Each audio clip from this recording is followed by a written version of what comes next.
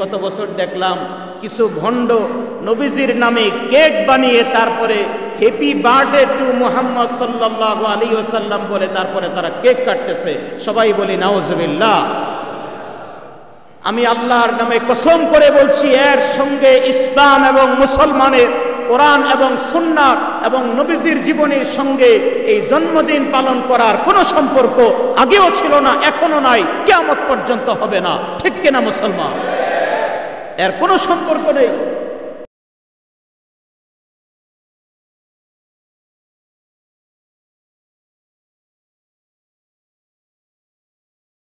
আমরা নবীজিকে ভালোবাসার দাবি অনেকেই করি, কিন্তু আসলে নবীজিকে ভালোবাসার যে মানদণ্ড, নবীজিকে সুন্নতকে ভালোবাসতে হবে, নবীজির জীবনে অনুসরণ করতে হবে জীবনের সকল ক্ষেত্রে, এই ক্ষেত্রে আমরা একেবারেই পিছনে থাকি। এই ক্ষেত্রে আমরা আর অনুসরণ করতে চাই না।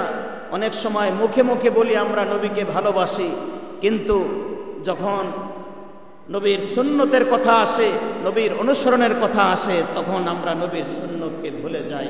ঠিক না বেঠিক? যখন বিবাহ শাদী শুরু হয় তখন আমরা নবীর সুন্নতের কথা আর মনে থাকে না। তখন ইহুদি, খ্রিস্টান, হিন্দুদের অনুসরণে মুসলমানদের বিবাহের অনুষ্ঠানগুলো অনুষ্ঠিত হয়। ঠিক কিনা? মনে থাকে না। আমরা নবীজিকে ভালোবাসবো জীবন দিয়ে। আরেকবার বলি ইনশাআল্লাহ। আল্লাহ পাক বলেছেন, ইন কুনতুম তুহিব্বুনাল্লাহ ফাত্তাবিউনি, যদি আমি আল্লাহকে ভালোবাসার দাবি করো, নবীজিকে ভালোবাসার দাবি করো, ফাত্তাবিউনি, তাহলে হে নবী আপনি বলে দেন আমাকে অনুসরণ করতে হবে, নবীজির সুন্নতকে অনুসরণ করতে হবে।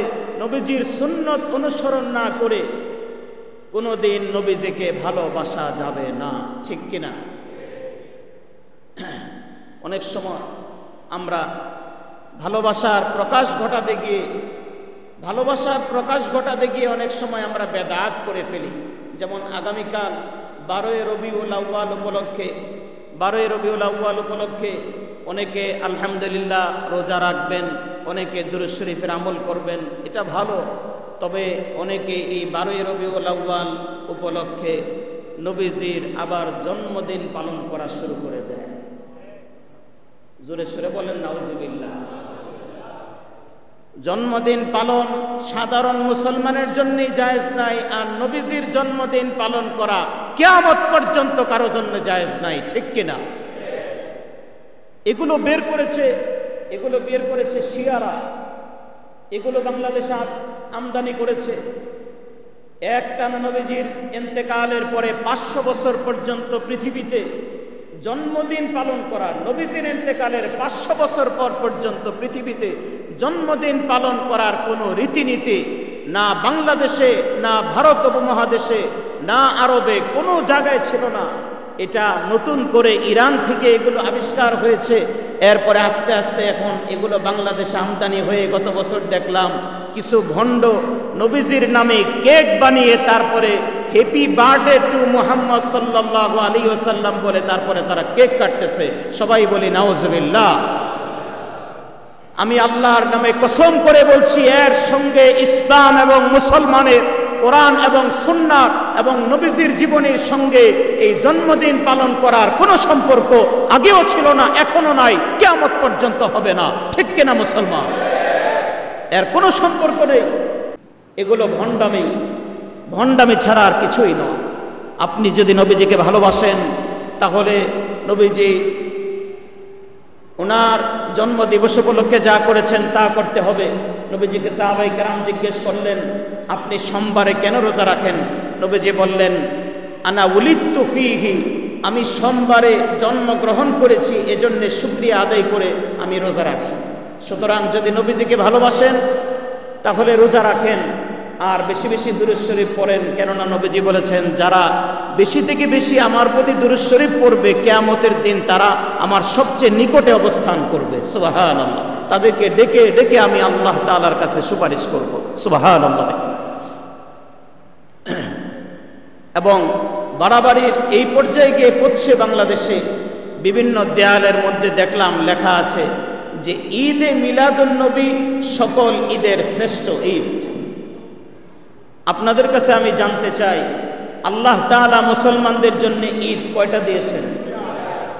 কয়টা? দুইটা। একটা ঈদুল ফিতর আর একটা ঈদুল আজহা।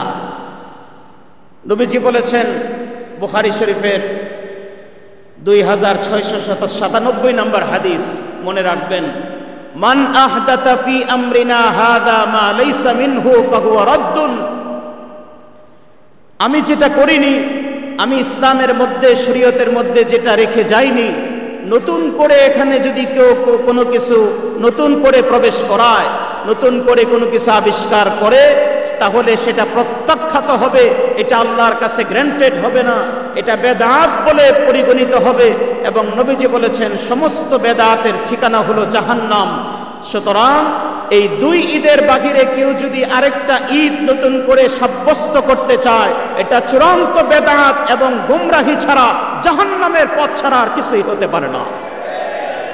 বিশেষ করে আমাদের এলাকায় একটা, আশপাশেই একটা আছে বাড়ি, যারা এগুলা দেয়ালের মধ্যে খালি লেখে যে সকল ঈদের শ্রেষ্ঠ ঈদ সাইয়্যিদুল আয়াত শরীফ, সকল ঈদের শ্রেষ্ঠ ঈদ আল্লাহ পাক আগেই দিয়েছেন।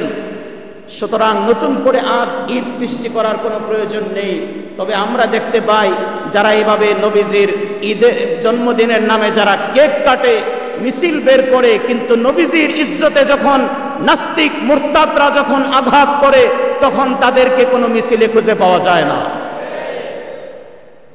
সুতরাং এগুলো আমরা বারবার দেখছি, যারা এই সমস্ত এই কেক কাটার মিছিল বের করে মহাব্বত প্রকাশ করতে চায়, এগুলো আসলে ভণ্ডামি ছাড়া আর কিছুই নয়।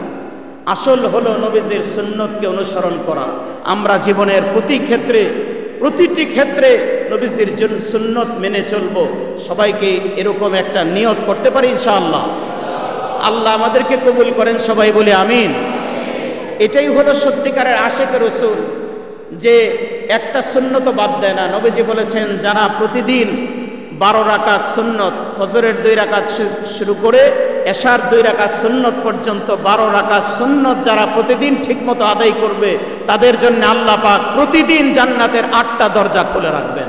সুবহানাল্লাহ। এই হলো আদর্শ। আমরা নবীজির আদর্শ কিভাবে জীবনে বাস্তবায়ন করব, নবীজির সুন্নতকে জীবনে কিভাবে বাস্তবায়ন করব, এই বিষয়ে আগামী সপ্তাহে ইনশাআল্লাহ আলোচনা হবে। আল্লাহ যদি তৌফিক দান করেন, আমরা সবাই বলি আমিন। আগামীকাল 12ই রবিউল আউয়াল নবীজির জন্মদিবস।